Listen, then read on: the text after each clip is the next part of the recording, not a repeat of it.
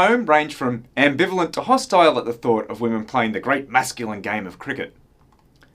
Indeed, for the press, the most interesting aspect came to the uniforms and whether or not the ladies would wear stockings. This would actually become a bone of contention in the Antipodes, as the New Zealanders were forced to likewise adopt the dress code against their wishes.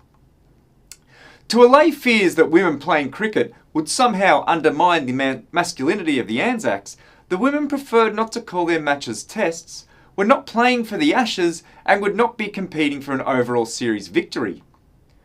In their desire to cater to the insecurities of the menfolk, it's a surprise that they kept score at all. The spectators, of course, came in their droves to see the women make fools of themselves. They were in for a shock and were genuinely astonished at the girls' knowledge of the game, their smartness, courage and sportsmanship, and that they had value for money, the matches being worth half a dozen of ordinary men's matches.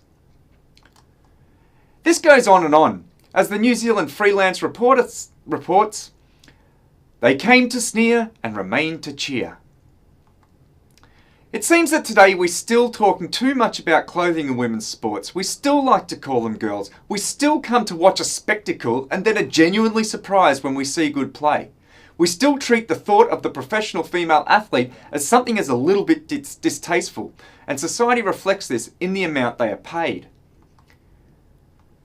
This happens across all codes, despite the fact that our women's teams are generally objectively better than our men's teams. They bring home more trophies, more medals, more championships, yet we continue to treat women's sport as something lesser.